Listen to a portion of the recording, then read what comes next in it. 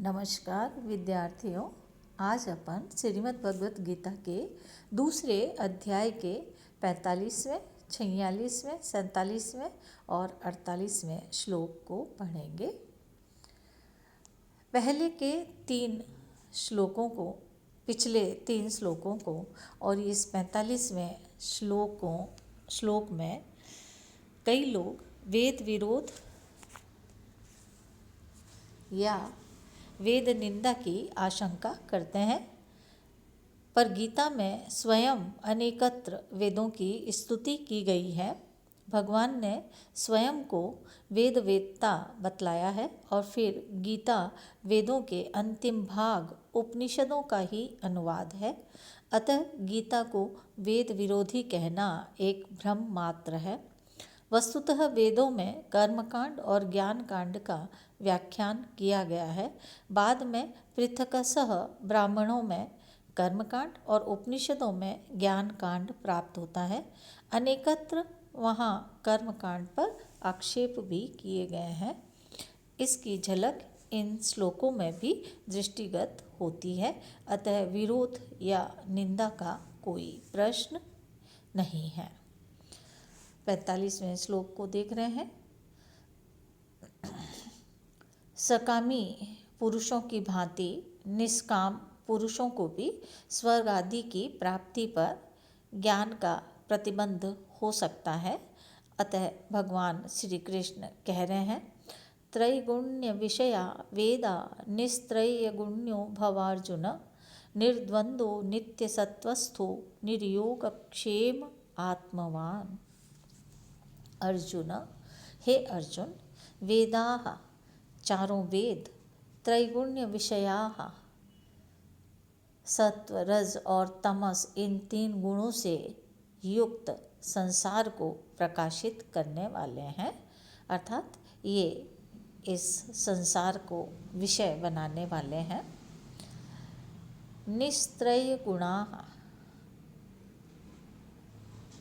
इन तीनों गुणों से ऊपर उठकर निर्द्वंदः, सुख दुख, सर्दी गर्मी, मान अपमान द्वंद्वों से रहित, नित्य सत्वस्थः, सदा सत्व में धैर्य में स्थित, निर्योगक्षेमः, योग और क्षेम की चिंता से दूर, आत्मवान भवः, आत्मनिष्ठ हो जाओ। पुनः देख रहे हैं। अर्जुन, हे अर्जुन, वेदाः ये चारों वेद, ऋक्, यजु, साम और अथर्ववेद ये चारों वेद त्रैगुण्य विषयाः सत्व, रज और तमस इन तीन गुणों से युक्त संसार का विषय करने वाले हैं, अर्थात प्रकाश करने वाले हैं। अतः तुम इन तीनों गुणों से ऊपर उठकर, नैस्त्रैगुण्यः इन तीनों गुणों से ऊपर उठकर, निर्द्वंद्वः द्वंद्व से रहित अर्थात सुख दुख, शीतोष्ण, मान अपमान आदि द्वंद्वों से रहित, नित्य सत्वस्थः सत्व धैर्य में स्थित होकर, निर्योगक्षेम योग और क्षेम की चिंता से दूर, आत्मवान भवः आत्मनिष्ठ हो जाओ। व्याकरणात्मक टिप्पणी देख रहे हैं। त्रैगुण्य, त्रिगुण धन शय प्रत्यय, योग में युज धातु से घय प्रत्यय है। आत्मवान, आत्मन शब्द से वतुप प्रत्यय है। त्रैगुण्य विषयाः त्रयाणां गुणानां समाहारः इति त्रैगुण्यम्। आगे भगवान श्री कृष्ण समस्त कामनाओं को त्याग कर कर्म करने से स्वर्ग आदि लाभ और आनंद से वंचित रहना पड़ सकता है। सांसारिक मनुष्यों की उस आशंका का निवारण करते हुए कह रहे हैं, यावन अर्थ उदपाने सर्वतः संप्लुतोदके तावान सर्वेषु वेदेषु ब्राह्मणस्य विजानतः। सर्वतः सब ओर से, संप्लुतोदके परिपूर्ण जल वाले, उदपाने जलाशयों में, यावन जिसका जितना अर्थ है प्रयोजन है, यावन अर्थ जिसका जितना अर्थ है, प्रयोजन है। विजानतः ब्राह्मणस्य, ब्रह्मज्ञानी ब्राह्मण भी सर्वेषु वेदेषु तावान, संपूर्ण वेदों में से उतने ही अंश को ग्रहण करता है, अर्थात उतने ही ज्ञान अंश को ग्रहण करता है। यहाँ तात्पर्य यह है कि चारों ओर से भरे हुए कूप, वापी, सरोवर आदि जलाशय में से मनुष्य जितना प्रयोजन सिद्ध होता है उतना ही जल ग्रहण करता है।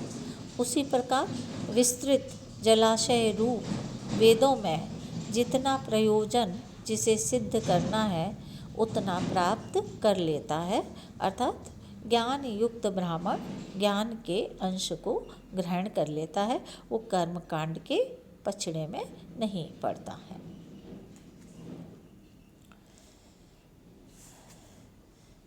टिप्पणी देख रहे हैं। सर्वतः, सर्व शब्द से तसिल प्रत्यय।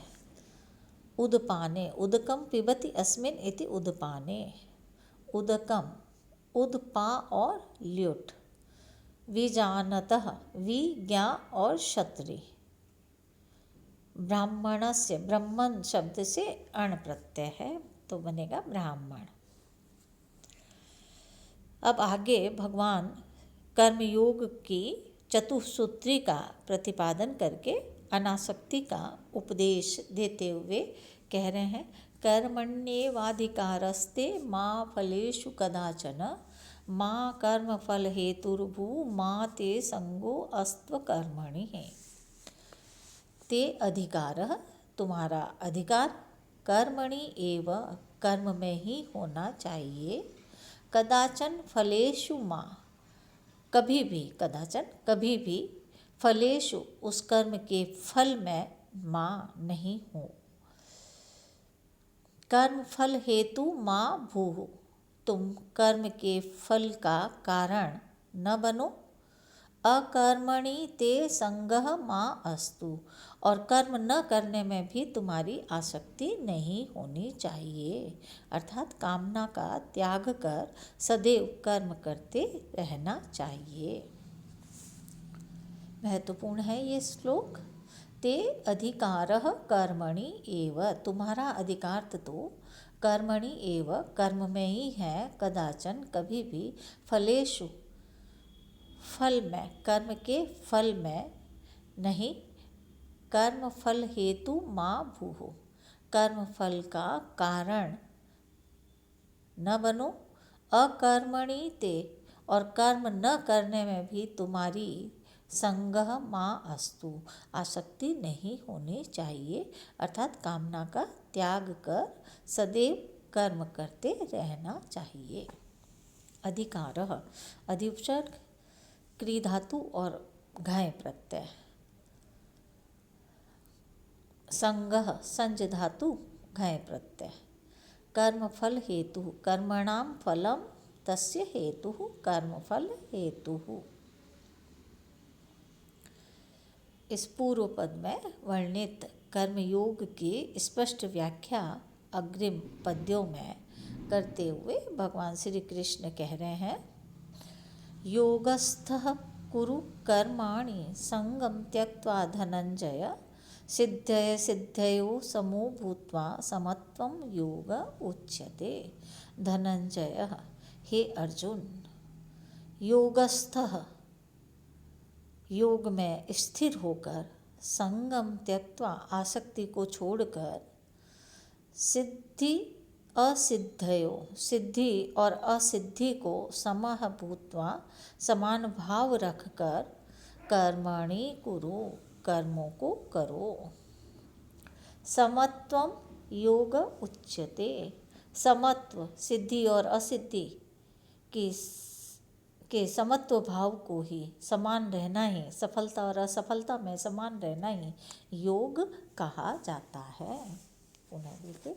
धनंजय, हे अर्जुन, योगस्थः, योग में स्थिर होकर, संगम त्यक्त्वा, आसक्ति को छोड़कर, सिद्धि असिद्धयो, सिद्धि और असिद्धि में समः भूत्वा, समान भाव रखकर, कर्माणि कुरु, कर्मों को करो।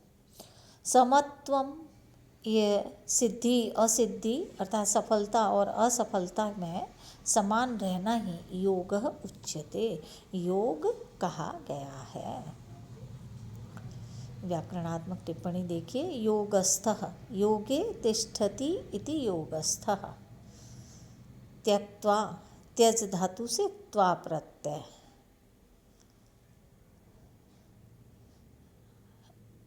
भूत्वा, भू धातु से त्वा प्रत्यय। योग, युज धातु से घाय प्रत्यय। योगस्थः, स्थ में स्था धातु से क प्रत्यय। समत्वम, सम से त्व प्रत्यय, समत्वम। ये आज का अपना लेक्चर यहीं समाप्त होता है। धन्यवाद।